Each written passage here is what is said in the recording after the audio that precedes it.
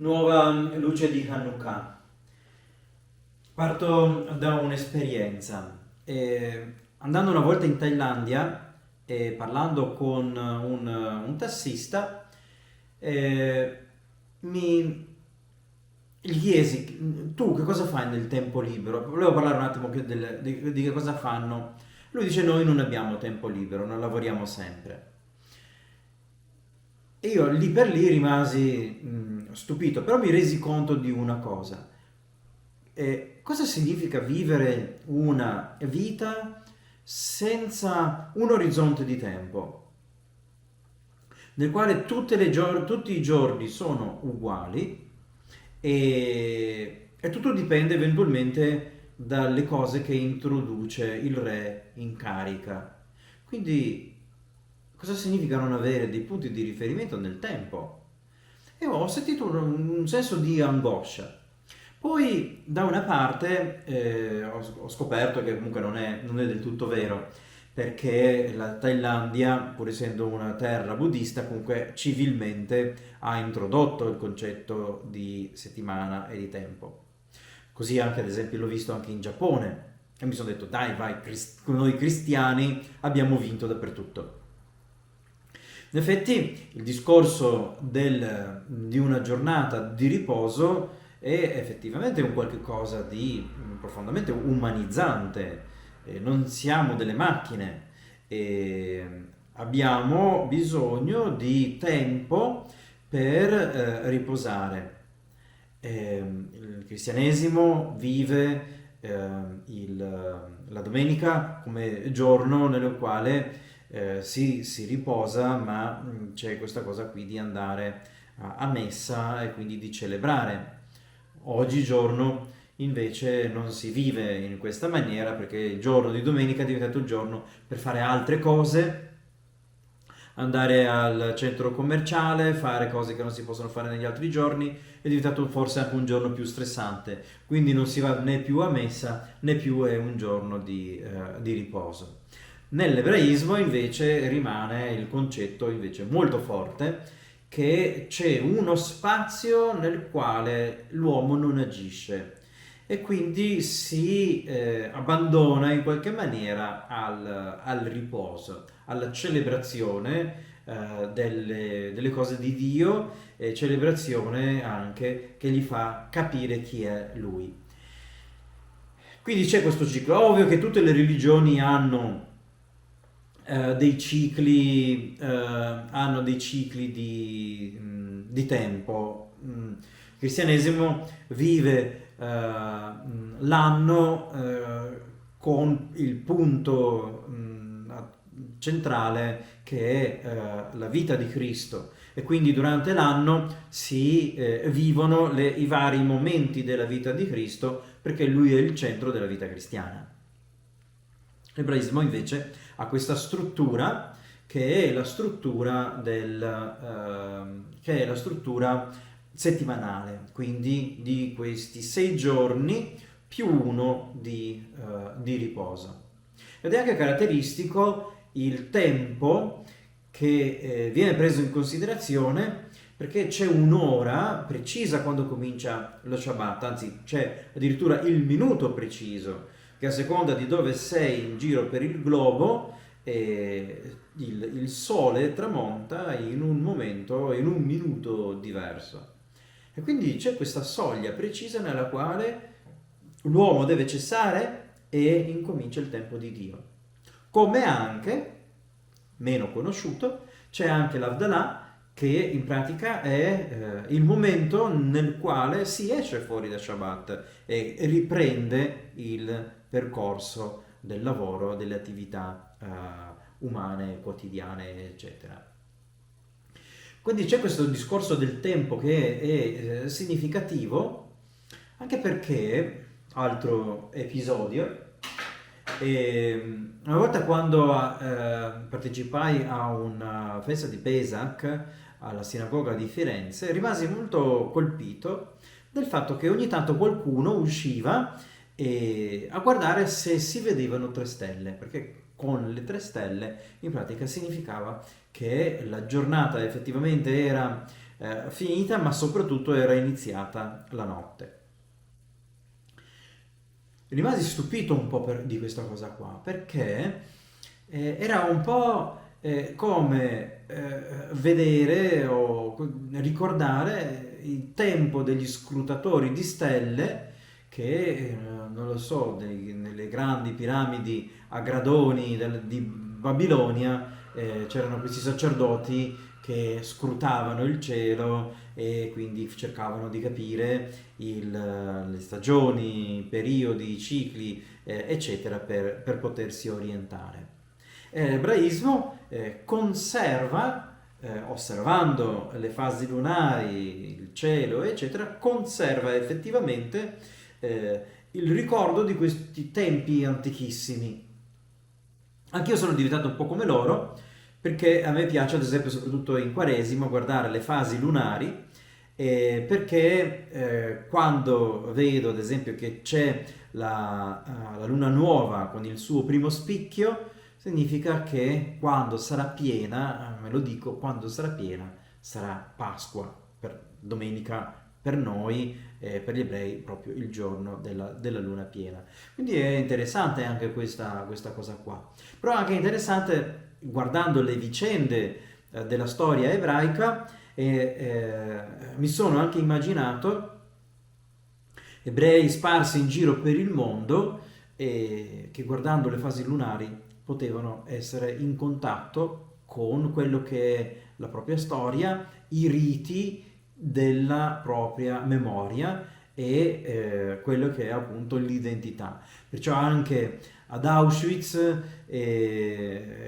un ebreo con una casacca sporca e con niente altro in mano, guardando il cielo, poteva sapere che era Pesach oppure che era Rosh Hashanah o un'altra festa. Quindi ecco, c'è questa cosa qui che è molto interessante. A parte il sabato, quindi ho nominato anche le altre feste, e le altre feste, a parte la festa di Rosh Hashanah e Yom Kippur che sono legate l'una con l'altra e segnano il ciclo ciclo dell'anno, le altre feste che invece via via sono nate sono invece legate sempre a degli eventi drammatici, nei quali si ricorda che cosa? Si ricorda il rischio di essere sterminati. Quindi dal tempo di Mosè e quindi dal tempo dei faraoni si ricordano tutti i momenti nei quali nessuno avrebbe scommesso neanche un soldo sugli ebrei e invece cosa è successo? Che invece sono riusciti a venirne fuori e non indenni, comunque sono riusciti a venirne fuori vittoriosi. E queste sono le storie antiche, ma ci sono anche le memorie purtroppo recenti, la memoria della Shoah e adesso anche la memoria del 7 ottobre 2023, nella quale si trovano e si cercano ancora delle modalità per ricordare, anche perché le ferite sono ancora vive di questo evento. Ma il rito che cosa fa? Le cerimonie che cosa fanno? Non ci sono cerimonie, ci sono i racconti che sono codificati, i canti che nascono, i gesti che vengono messi, e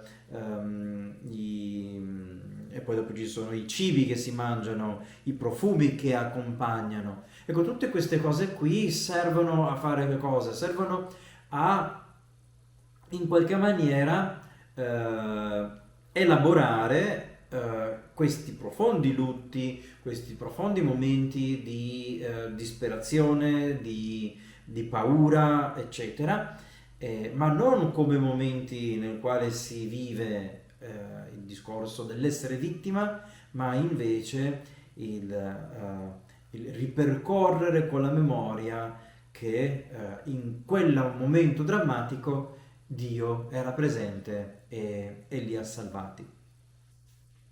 Quindi ecco, c'è questo aspetto che è fondamentale, quindi è una rielaborazione, volendo, del lutto e del dramma, che diventa in pratica poi dopo l'identità. Anche nella Bibbia dice: ricordati che tuo padre era un arameo errante e Dio mi ha visto, eccetera. Quindi che cos'è allora l'ebraismo? L'ebraismo è proprio ricordare tutti questi momenti del cammino che in pratica vanno a costituire l'identità ebraica. Ed è anche un altro elemento interessante, che una volta che il Tempio è stato distrutto, la struttura sacerdotale e rituale legata al Tempio è stata distrutta, e gli ebrei sparsi in giro per tutto il mondo, fuori da quello che era la terra del regno di Giuda e di Israele, loro conservano, non più nella terra, ma nella memoria e nel tempo, ricordano quello che sono.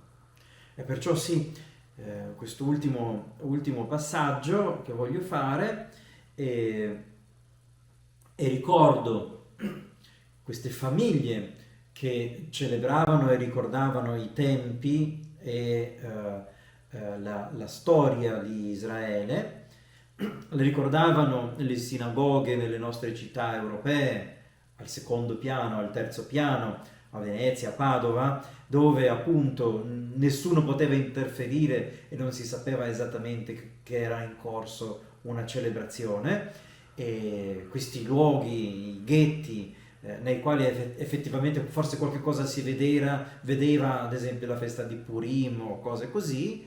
E, ma la cosa curiosa invece è quando adesso vai a Gerusalemme, per la prima volta dopo 2000 anni, e puoi vedere una città ebraica che riprende vita ebraica.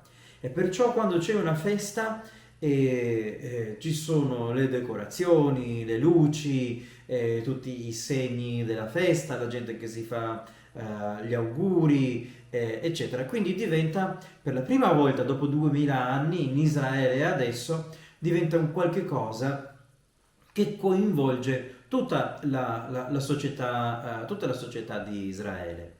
Quindi di sabato non puoi avere un treno o la metro che ti porta all'aeroporto, come è successo a me. Ma anche tutti gli altri in pratica a questo punto vivono e partecipano della festività ebraica per la prima volta in 2000 anni. Questa qui è il moderno Israele. E questa è anche la vittoria che Israele ha avuto nel tempo, proprio attraverso i suoi riti, proprio attraverso il suo celebrare il tempo, dare senso alla storia e viverla elaborandola in questa maniera qua. Ecco, questa è la vittoria di Israele, che dopo 2000 anni ritorna in Israele per celebrare le sue feste, e a questo punto diventano degli eventi sociali che coinvolgono tutta la popolazione.